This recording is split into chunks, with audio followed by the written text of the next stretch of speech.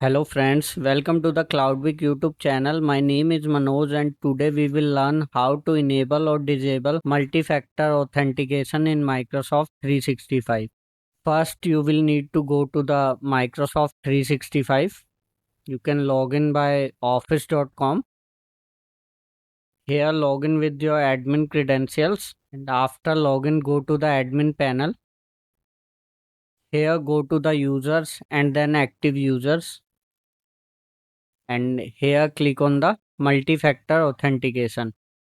So you can see here the authentication for some users has been disabled and some are enforced. So you can choose multiple users or you can use single user whose MFA you want to enable. You can select any user and then click on the enable. Just refresh this page.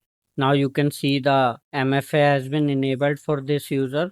Same if you want to disable the MFA, you can choose the user and click on disable MFA. So just wait for 1 or 2 minutes and it will be disabled. And you can see the MFA has been disabled now.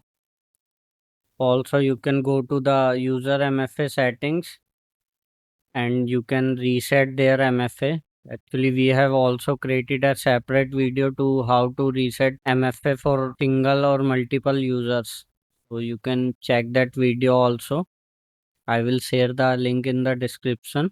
So earlier through PowerShell, you can also enable or disable your multi-factor authentication through MS Online commands, but it has now been deprecated.